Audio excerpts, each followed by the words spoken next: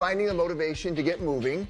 It's not always easy, and sometimes it feels like just getting off the couch can be a chore. We have personal strength trainer Allison Mosso joining us this morning to talk a little bit more about how to form a good relationship with exercise. Allison, it's nice to have you back. It's nice to be here. Thanks so much. All right, we're sitting in commercial break talking about exercise and the guilt you feel when you don't do it and the relationship that you have with us.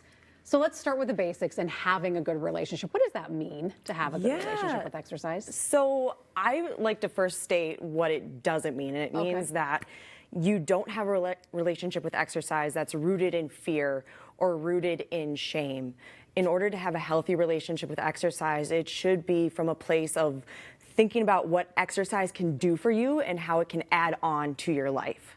So the flip side of that is feeling guilty if you're not getting up and doing something, but you're saying put that out of your head. Yeah. Flip that around and think about, okay, the past is the past. Now, how can I move forward and have a healthy relationship with exercise and think about all it's going to do and how it's going to benefit me? So how do we move forward with that? I mean, do we set goals for ourselves? Do we talk with people about it? Because I know that like there's strength in numbers if you can get a walking group in the neighborhood or things like that. So kind of what kind of goals do you think people should set so that they do have a healthy, long-lasting relationship? So what's helpful to know in order to answer that question is that there are two types of goals when it comes to behavioral wellness.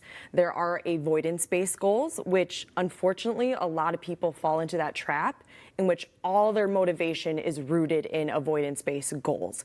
So that means that they are exercising out of a place of fear, out of a place of what they want to avoid. So for example, that could be, I'm exercising because I don't want to be out of shape. That's rooted in scarcity. But the good news is that there is a flip side. There is approach-based goals, which is rooted in what you're looking forward to, what you want to add on to your life. So approach-based goals, it would be something like, I am strength training because I want to enjoy my hiking trip more. I am conditioning because I want to be able to run around with my kids or grandkids and enjoy our time together. And what we have seen in science is that approach-based goals are going to sustain healthy behaviors, such as exercising consistently for longer bouts of time versus avoidance-based goals. Yeah, I mean, that makes perfect sense. You're doing it for the right reason. What's cognitive flexibility? So that's something I practice with my clients. Okay. There is this misconception, and I can fall into this all or nothing mentality too, where sometimes we think, well, if we don't have at least 20 minutes to exercise, then why do it at all? And that really limits yourself in becoming a person that exercises more consistently. So what I'll have my clients do is I'll have them stretch their mind, cognitive flexibility, just like they would stretch their muscles, on opening up their mind on what counts in terms of how long you work out for. So I'll challenge them to do a 12-minute workout if that's all they got time for, versus thinking, well, if I at least don't have 20 minutes, I'm going to do nothing at all. I'll say, no, do that 12-minute workout. Stretch your mind. That is what cognitive flexibility is. Makes sense. I'm noticing a lot of the images that we have in the videos that we're showing are from inside a gym.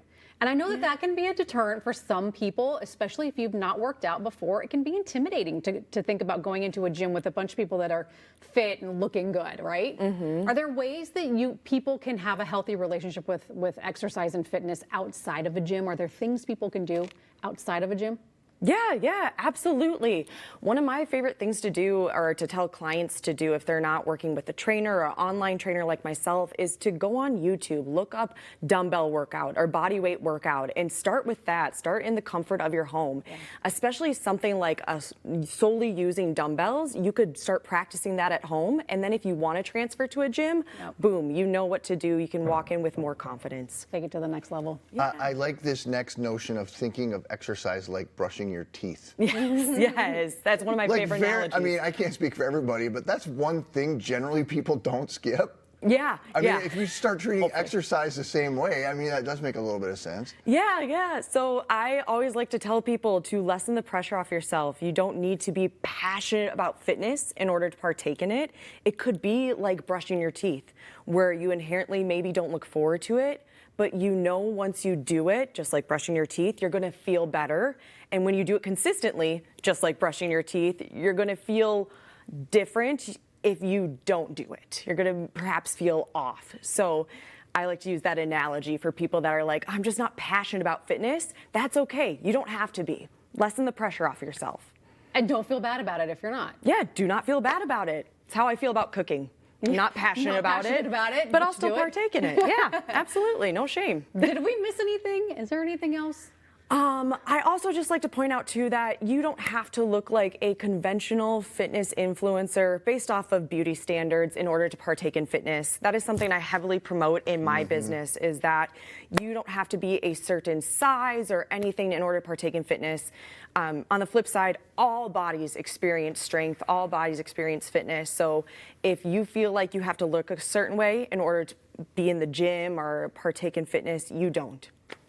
And on that, I guess I would say sometimes that people get going and they get exercising, and maybe the physical piece shouldn't be your motivation. Maybe it should be the just like, hey, it'll be easier to get up and get around. It'll be easier to get out of my chair. I'll be able to walk longer when I'm at the mall. You know, whatever it Keep might up be. with the grandkids. Take away the Yeah. physical piece of it, which you kind of alluded to already. Yeah. So going back to those approach-based goals, they should be out of excitement. They should have a tinge of joy. What are you looking forward to when you become more fit, when you become more conditioned?